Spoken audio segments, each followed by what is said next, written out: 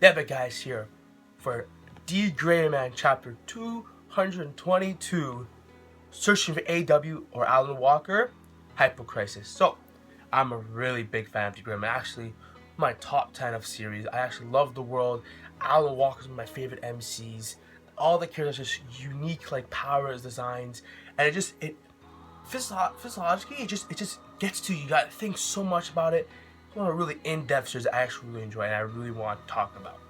So, chapter 222, last chapter 221, a lot of like stuff. We got the 14th, and we got Link finally working against Link, saying that he's gonna work with the 14th. We got that stuff with the Helix of Life, and you're like, oh my god, what's going on? Because the chapters come out quarterly, and you're like, I don't remember what happened last chapter. But anyways, this chapter actually took a break from the 14th. It's actually going on outside. We got an in-depth view of Alan himself and his inner world, which honestly I actually liked a lot. Like really a lot. It was a nice like breather, I guess, from what's going on outside with the mana and Nia, and I don't even know where to begin with that. So we start off. Alan is very confused. He's calling Tim, which is the why he's calling Tim, because we know Tim got destroyed. So I wonder what Tim Campany's got to have a bigger role in this, and I don't know, I'm interested in that. So he's trying to remember what happened. He recognizes that he's seen this place. He recognizes, he says, is this the 14th consciousness? And he starts like, remembers he sees this before when him and the 14th memory synced and all that. Cornelia's even mentioned, and Cornelia plays even a bigger role in this chapter, or, well, the chapter sets up for her role to play in the future. Like, some stuff's gonna happen with Cornelia, oh god.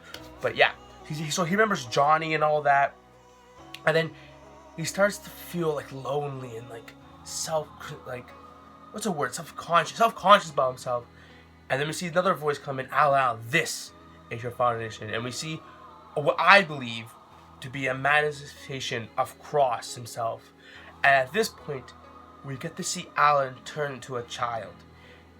And there's a meaning behind this, a really important meaning why Alan suddenly in his own consciousness reduced himself to a child.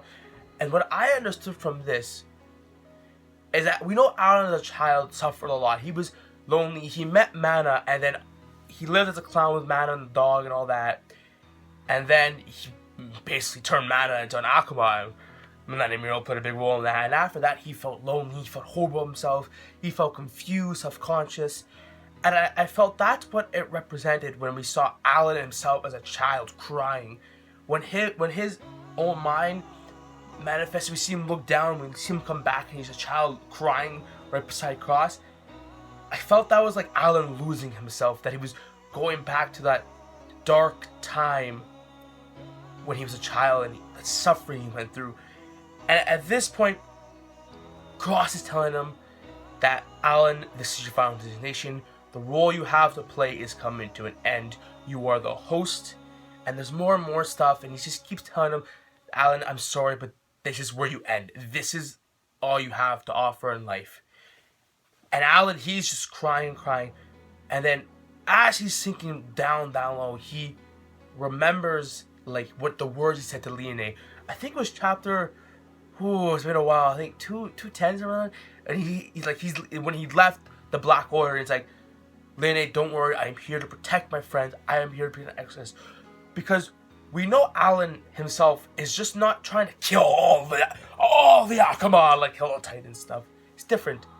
He remember in his fight against Tikimiki, he said, what was it? It's his left arm is to fight for demons, his innocence that can turn into a sword, and his right arm is to fight for humans. And Alan, what I really enjoy is that he wants to fight for both sides. He wants to bring peace to both sides. He just doesn't want to kill one side and just bring down one series, like one race to rest another. He wants to bring peace to understand both. And I actually really enjoy that about Alan. We don't really get to see that a lot with MCs. I mean, characters in the shows like Bleach Kill Halls, like Quincy's. Like that's actually really about Alan. So going back, as he remembers that. He remembers that he's still talking to the Cross, and he remembers that stuff with Leone. Leone comes up, and we see like Alan jumping himself with Mana. I died. She was so when we saw that, it was so cute. Him, little Alan jumping into big old Mana, and then he starts monologuing like, "No, I am here to fight for the human axis. I am here to become who I am." and he puts out his fist, and we see little Alan become big Alan, like big old, like our normal Alan we know, a teenage Alan. And this is what I thought, like what I understood this is that Alan understanding that it's okay to be lonely, it's okay to feel subconscious, but you gotta remember there's other people out there who it's just not about yourself, and that's where his confidence comes from. That's just who he is, and basically he was able to like regain like his mind and stuff. I actually really enjoyed that. So we see Cross like, oh, okay, my idiot apprentice, this is how you want to do this, how you do it. And Cross then, he smiles. Like, it's weird for Cross to smile, and he starts talking to Alan about, oh, this house, you're conscious right now, that looks like the 14th's memories. This place exists in the real world. Go visit Cornelia and you will have her answers. That was really, like, it's weird because it crosses a manifestation of Alan's mind, but what I understood was Cross, up to the point before he smiled, that one panel where he smiled, I believe that was actually Alan's mind manifesting Cross, and that was some way of Cross communicating with Alan in some way or another. That I believe Cross, but as soon as Cross smiled, that's when I believe that role took over. It was kind of like Alan was like, "Oh, was this a manifestation or was that not?" And it was like how to like, it was confusing with the way it meant, and I believe that role took over Alan's mind or tried to like fix him and corrupt him at that point. So everything that Cross said before he smiled in that one panel, I think that's legitimately what Cross would say, and that was what he was saying to Alan. He was trying to tell him, this is your final decision. You are going to be the host of the 14th. You're going to die. What are you going to do about it? And Alan responds beautifully, going to protect his friends.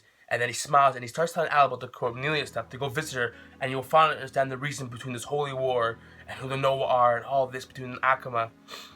And that, I believe that was definitely like, from there on was Road trying to set something up. This chapter was major setup for future stuff.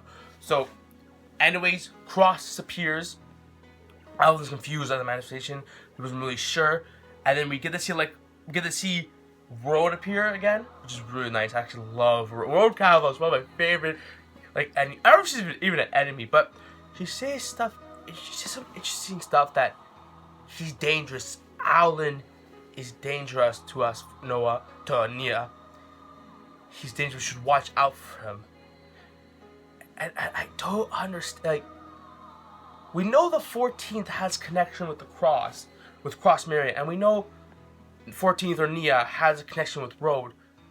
But why doesn't Road trust Cross? It's, man, D.Gray-Man just gets you thinking. It's there's something there. Like, what's, like, she mentions Alan in this in quotation. It's hard, like, what is up with Alan? Why was Alan chosen? Who's even Alan to begin with? Like, why was he chosen to be Noah's, to be the 14's like to hold his consciousness? It's just, it's something you think of. I don't really know, but anyways, we get to see like Road's like head appears, keeps saying dangerous, and then we get a little like not skipping time, but skipping place, where it says same time, same place, and we see basically the memory of Nia and Mana with the tree in the house. We get to see that in real life, and we see the little girl called an company. And again, they mentioned like happening again twice. The beginning with Tim, and now with the black one with wings. Again, there's a reason. Like, there's gotta be a reason why Katsura, the mangaka, is mentioning this. It's like we don't really know the roles that the Tim companies or the companies that, because Tim company was in with the 14th, and we don't know what this like. There's gotta be a role between them. So I'm interested to see what that goes. But anyways, we get to see that big older woman. She's talking to the tree, and she's calling Cornelia. And what I got from that was, because I remember in the 14th memories, we got to see like Cornelia just like fade away, and two baby twins were there. So what I understood, or maybe what I think it is basically that this is where she disappears. So maybe they just use the tree as like a place, the holy place, to like recognize this is like where she died and stuff. So they call the tree Cornelia, and this is where like they can talk to her and that kind of stuff. But yeah, so basically they're talking, and then the little girl who I'm pretty sure she was never seen before, so we have no idea who she is. She mentions the bookman, that one of them has finally woken up, and that the other one is gone or dead. So that is most likely Leah and old bookman. I can't remember his name now, but yeah, that's them. And it's weird why they're there, because last time we saw them was with the Noahs, and they were like hanged up. Ooh, that's my light. And they're like hanged up, like chained, like tied together or something like that. I don't know. It's weird. So pretty much the chapter ends with the older woman grabbing her and it's like, it's time. It has finally begun, and that is the end of the chapter. Whew. This chapter breaks away from the 14 stuff and mainly focuses on Alan, and we get some more of the Noah's kind of backstory, or we're leading to the Noah's backstory. So this chapter is a major setup for the next arc. We are some interesting stuff, because what Rose said to Alan as Cross was that you will find out about the 14th, about why this holy war started and that kind of stuff, if you go to Cornelia and go to that house. So I gotta wait a long time, like 4 months, but I cannot wait, because that next chapter, it's gonna happen for sure. We're definitely gonna get the house, maybe some more Noah stuff, to get some reactions from Millennium Earl. Yeah, but anyways, I'm interested to see. I love D.Gray-Man, so I'll keep doing these reviews, even though they come out every four months. But I love D.Gray-Man. I love talking about it. This is an Epic Guy signing out.